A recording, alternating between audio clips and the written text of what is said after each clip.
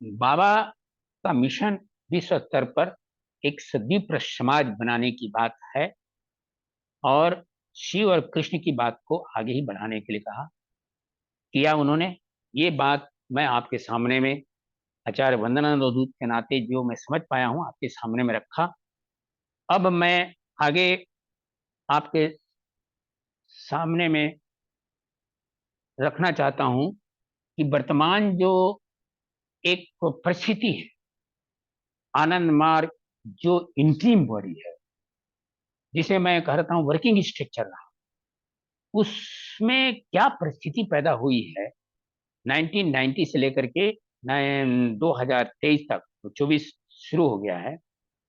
इसलिए हम क्यों ना इसको हट करके सोचें और वो सोचना चर्या सर का आधार हो, ताकि सभी आनंद मार्गी, सभी वर्कर इकट्ठा होकर के बाबा के मिशन को आगे बढ़ाएं।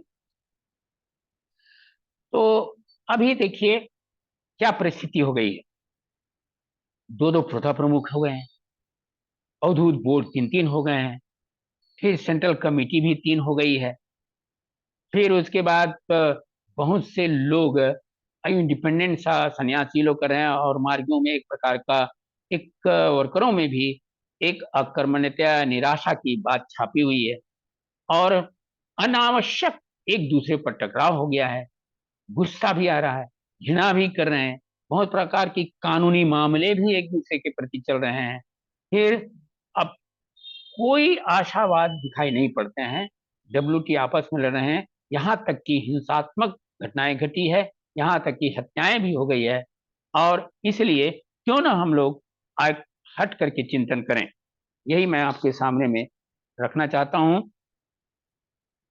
अभी क्या है कि जिसको लेकर के मुख्य एक प्रकार का मैं तो कहूंगा एक विभ्रांत सा पैदा हुआ है, वो है आनंद मार्ग प्रचारक संघ को लेकर। आनंद मार्ग प्रचारक संघ रजिस्टर्ड हुआ भारतवर्ष में, पहले जमालपुर में 1955 में, फिर विड्रॉ करके 1964 में कलकत्ता से उन्होंने बाबा ने खुद रजिस्टर करवाया और खुद उनका प्रेसिडेंट रहे अपने जीवन पर्यंत।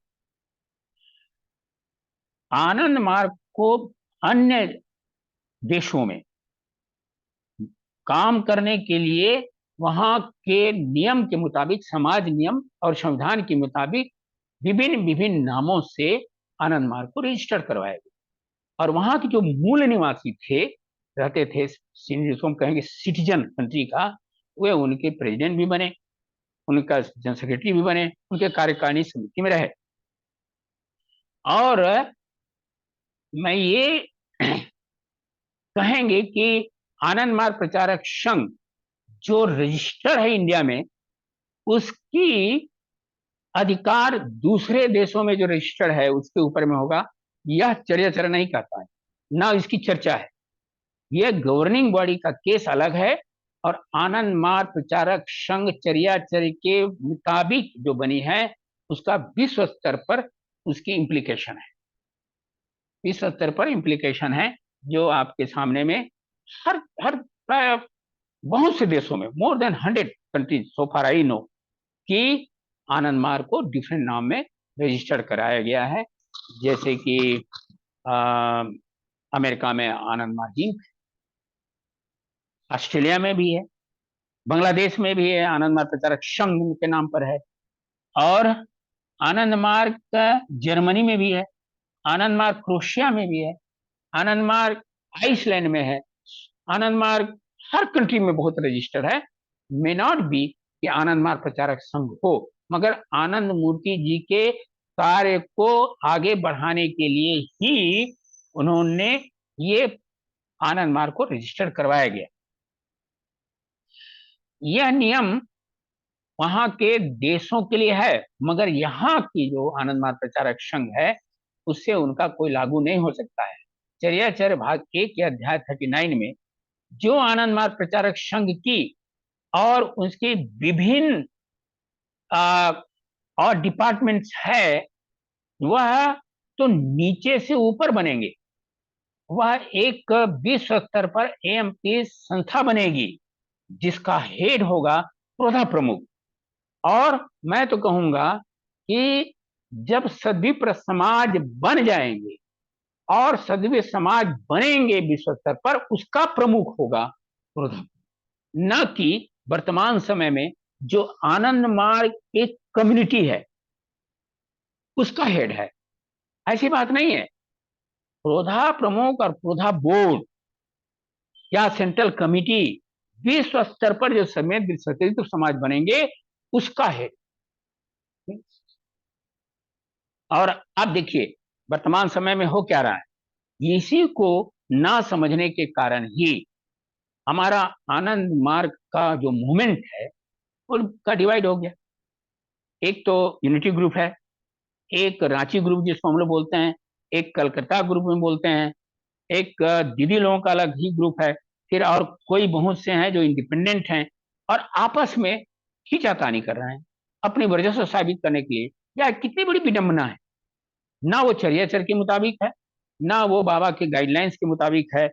इसलिए मेरा कहना है उसका जो गुटबाजी जो है और उसका जो खतरा मैं आपके सामने रखना चाहता हूं, यदि समान चारित्र वाले व्यक्ति, मैंने करेक्टरिस्टिक, चरित्र माने यहाँ पे मैं करेक्टरिस्टिक बोल रहा हूं, यदि सेम करेक्टरिस्टिक वाले व्यक्तियों जो कि सत्ता के और अधिकार के पदों के पीछे यदि लग जाएंगे तो उसके प्रशासनिक पदों पर कब्जा करके लेते हैं और वह निश्चित रूप से उसी समूह के बीच में विभाजन, संघर्ष, युद्ध और हिंसा होती है, जो कि अभी अनफॉर्चुनेटली हमारे यहाँ भी दिखाई पड़ रही है।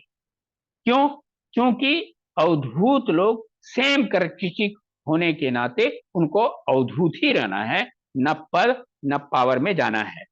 उदाहरण के लिए मैं आपके सामने में रखना चाहता हूं, क्षत्रिय युग में क्योंकि क्षत्रिय प्रवृत्ति के व्यक्ति जो कि एक ही कैरेक्टरिस्टिक के हैं, जब वो अपने पावर में रहते हैं, रूलर बन करके आना चाहते हैं, तो उनके बीच में संघर्ष होता है, युद्ध होता रहा है, बलपूर्वक प्रयोग करता रहा है।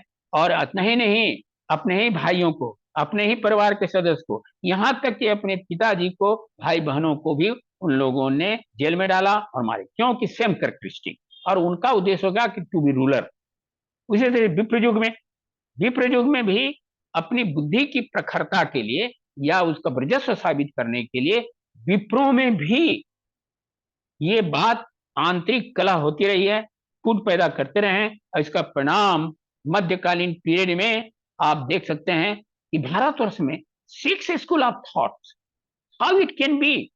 बाबा जो है नमाम शिवाय संताय में स्पष्ट लिखे हुए हैं कि मध्यकालीन पीरियड में ये जितने भी विचारधाराएं आए, मनुष्य की भोली भाली चिंतन धारा को कितना गुमराहित कर दिया है।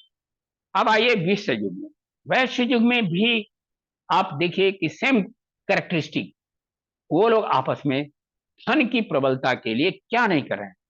वो लोग अपने शक्ति को प्रदर्शन के लिए या अपना वर्चस्व साबित करने के लिए अभी जो वर्तमान समय में जो अंतर्राष्ट्रीय स्तर पर लड़ाइयां हो रही है और एक होड़ लगी हुई है एक दूसरे को नीचा करने के, एक दूसरे को खत्म करने का, ये आप देख सकते हैं, चाहे विश्व युद्ध हुआ हो पहला या दूसरा, और अभी जो परिस्थिति पैदा हो गई है उसका भी यही परिणाम है कि सेम करके मैंने वैश्य में मगर सन्यासी आनंद मार्ग के अवधूत में समान विशेषता कैरेक्टरिस्टिक के कारण यदि ये प्रोधा पद के पीछे जो कि अवधूत के गुणों से काफी नीचे हैं, मैं तो यही कहूंगा, वो यदि प्रोधा बनकर के समाज के प्रशासनिक स्थिति में आना कहेंगे जो कि इलेक्शन के प्रोसेस में है, तो उसमें भी यही परिणाम होगा जो हमें अभी दिखाई पड़ रहा है। इसलिए आप तो मैं कहना चाहूंगा यह गौर करने की बात है। और मैं तो कहूंगा कि चर्याचर में एक सेपरेट अवधूत बोर्ड बनाने की जरूरत नहीं पड़ती यदि अवधूत लोग ही सेंट्रल कमिटी में भाग ले लें इलेक्शन में। और इसका मतलब वो समाज कमेटी में भाग ले लेंगे, क्योंकि सेंट्रल कमेटी, समाज कमेटी, भुक्ति कमेटी तो संस्था का ही पार्ट है, वो कोई अलग नहीं है। कि सेंट्रल कमेटी में सिर्फ अवधूत लोग रहेंगे और बाकी में नहीं रहेंगे। नहीं, ये गलत इसकी व्याख्या दी जा रही है और गलत इसकी लोगों के सामने में या मारियों के सामने में बताया जा रहा है। और आप देखिए, बाबा का एक बहुत बड़ा उदाहरण मैं आपके सामने में रखना चाहूंगा कि अवधूत एक मिशनरी हैं और उनको सत्ता या के पीछे नहीं जाना है। क्यों? इसलिए कि मदालसा के पुत्र विक्रांत एक सन्यासी थे और उनकी पूर्ण रूप से बाबा बहुत अच्छा सा एक्सप्लेन किए हुए हैं, जो आप लोगों ने पढ़ना होगा, कि उन्होंने कहा कि मैं सन्यासी हूं, मेरा काम है समाज का निर्माण करने में। जो उनके भाई आतताई का काम करते थे उसको उन्होंने लेसन देने के लिए, सिखाने के लिए देखा कि बहुत अत्याचार कर रहे हैं, उन्होंने ऑर्गेनाइज किया और उनको लेसन दिया, उसको पाठ पढ़ाया। बाबा कहते हैं कि मेरा सन्यासी लोग मिशनरी हैं और ये जो मिशनरी होने के कारण अवधूतों को मिशनरी के रूप में भाग लेना चाहिए, अवधूत बोर्ड के स्ट्रक्चर के अनुसार काम करना चाहिए। अब आनंद मार्ग एक आंदोलन के रूप में 3 या 4 भागों में विभाजित कर दिया गया है। क्यों हुआ? यदि ऐसी बात होती, यदि प्रधा प्रमुख की ही महानता है या अभी रेलेवेंस है, तो मैं आपके सामने रखना चाहता हूं आचार्य श्रद्धानंद अवधूत बाबा के शरीर छोड़ने की बात, वह भी 2 दिन के बाद उनके शरीर को माने एक प्रकार का कहना चाहिए लॉस क्रिमेशन के बाद 2 दिन के बाद श्रद्धानंद अवधूत को हठात एक प्रथा प्रमुख के रूप में बता दिया गया, डिक्लेयर कर दिया गया। अब आप जानते हैं इसका परिणाम क्या हुआ, क्योंकि नीचे से तो ऊपर बनी नहीं है संस्था जिसको बनाना चाहिए। तो आनंद मार्ग एक आंदोलन के रूप में 3 भागों में बट गया। It was a moment, it was not the organization as पर चर्या। फिर 18 सितंबर 2003 में हिंसा हुई और आनंद नगर में आप लोग जानते हैं किस तरीके से घटना घटी है, आप लोग परिचित हैं। और अब उसके करते कानूने और उसमें बहुत से अवधूत लोग, बहुत से मार्गी लोग इन्वॉल्व कर दिया गया है, जो कि उसका कोई आधार नहीं है। फिर आनंद नगर भी बढ़ गया, जो बाबा का एक ड्रीम लैंड, बाबा का एक कहा था आनंद नगर में आनंद मुक्ति, वह भी भागों में बढ़ गया है। और एक ही जगह में श्रद्धानंद जी के समय में भी ये सब घटनाएं घटी है, अलग अलग डीएमएस होता रहा है एक ही स्टेज पर। ऐसा नहीं है एक स्टेज मैंने डीएमएस किया कलकत्ता वालों ने और रांची वालों ने श्रद्धानंद जी को के माध्यम से तो ही डीएमएस कर रहे हैं। फिर कलकत्ता प्रशासन जो है 2003 से कहा जाए एक प्रकार का अपने आप को इंडिपेंडेंस बनाया किसी ग्रुप मोमेंट का, और 2011 तक बिना किसी प्रधा प्रमुख का अपना सारा काम करते रहे जो कि मूवमेंट में होना चाहिए। जैसे डीएमएस करते रहे, आचार तात्विक बनाते रहे, स्कूल चला रहे हैं या और गृह तात्विक आचार बना रहे हैं, आनंद मार्ग के जो बाबा का दिया हुआ स्ट्रक्चर है वो सारे काम कर रहे हैं। जबकि वहां पर ना कोई सेंट्रल कमिटी थी, वर्किंग कमिटी जरूर रही है, और ना प्रधा प्रमुख। उसी तरीके से यूनिटी ग्रुप 2007 से आज तक कोई प्रधा प्रमुख नहीं है, मगर सारे काम कर रहे हैं आनंद मार्ग की एक्टिविटीज को। स्कूल चला रहे हैं, होम चला रहे हैं, मास्टरी का केयर कर रहे हैं, डीएमएस भी फील्ड में कर रहे हैं, तात्विक आचार भी बना रहे हैं, सब कुछ कर रहे हैं। तो इसका मतलब है कि प्रधा प्रमुख का अभी रेलेवेंस नहीं है। ये चर्याचर्य में जो उल्लेखन किया जाता है कि आनंद मार्ग कई भागों में बट गया है और इसका दोष दिया जाता है कि ऐसा हो गया, इस प्रकार के एक दूसरे पर दोष आरोपण करते हैं। मैं तो कहूंगा मूवमेंट में डिवीजन हुआ और होता रहा, इतिहास को आप देखिए। क्योंकि जब कोई मूवमेंट अपना सत्ता के पद पर आसीत होकर के कहेंगे, तब उसमें ये परिस्थिति पैदा होती है। आनंद मार्ग में 2 प्रधा प्रमुख होना, ये तो मुझे आश्चर्य होता है और ये वेदना की बात है। हाउ देयर कैन बी 2 प्रधा प्रमुख इन आनंद मार्ग? हम इसको स्वीकार कर रहे हैं, बहुत से लोग समझने की जरूरत है। आज आप लोगों को चेतना जगने की जरूरत है। आदर्श के मुताबिक, आनंद मूर्ति जी के गाइडलाइंस के मुताबिक, गुरु की प्रेरणा के मुताबिक, विजन के मुताबिक, how can be take to for the promote. इसलिए कि आनंद मार्ग कम्युनिटी के रूप में मान लिया जाए, आनंद मार्ग को एक मूवमेंट के रूप में रखा जाए। और मैं तो कहूंगा कि अवधूत लोग जैसे बाबा के समय जो अवधूत लोग एक साथ काम करते थे without considering the issue of पुरोधा, मिलजुल करके काम करते थे।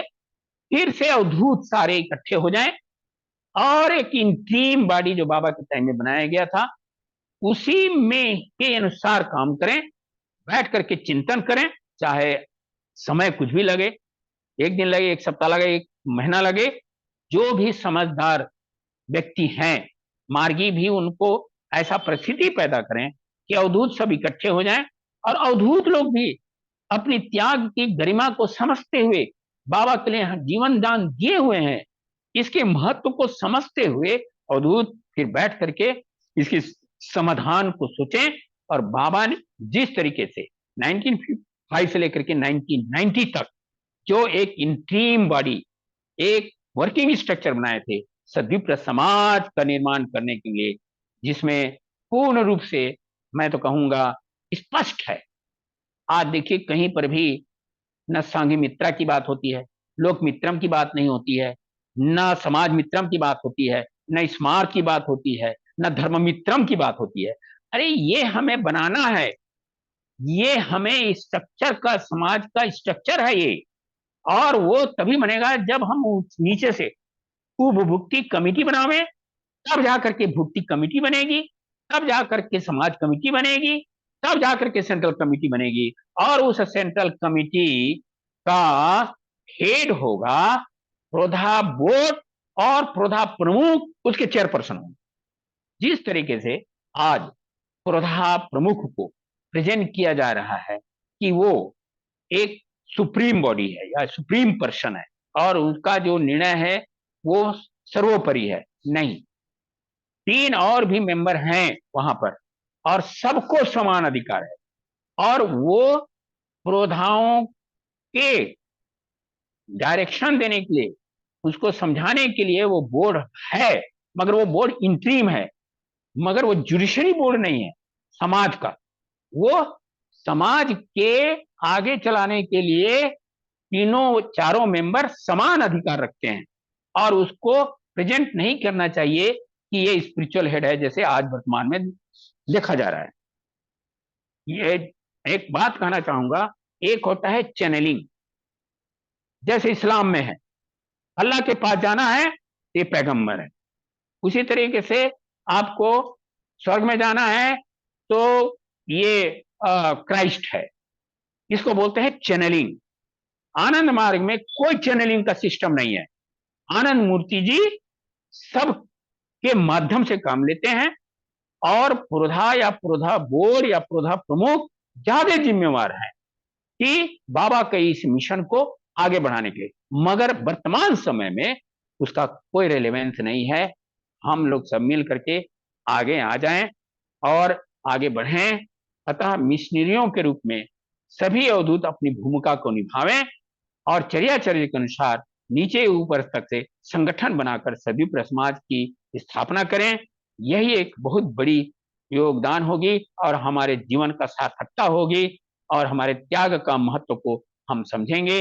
अन्यथा जो मोमेंट में बिखराव आया है वो चलता रहेगा। इसलिए मेरा आप लोगों से रिक्वेस्ट है, मैं आप लोगों को बहुत बहुत धन्यवाद देता हूं और मेरे बाबा की कृपा से मैंने ये बात बताई है और किसी भी व्यक्ति को किसी भी जानकारी के हासिल करना चाह रहे, मेरा ये व्यक्तिगत विचार है और मैं अच्छे से समझा हूं और मैं समझाना भी चाहता हूं बिना किसी रोक के, बिना किसी एम्बिग्युइटी के। मैं किसी के प्रति कोई मेरा नेगेटिव फीलिंग नहीं है, नफरत की बीज नहीं है। सभी मेरे भाई हैं, सभी मेरे बहनें हैं, हम लोग सब मिल करके आ जाएं और बाबा के मिशन को आगे बढ़ाएं। बहुत बहुत धन्यवाद आप लोगों को, उनकी कृपा से ही ये मैंने ये बनाया है। परम पिता बाबा की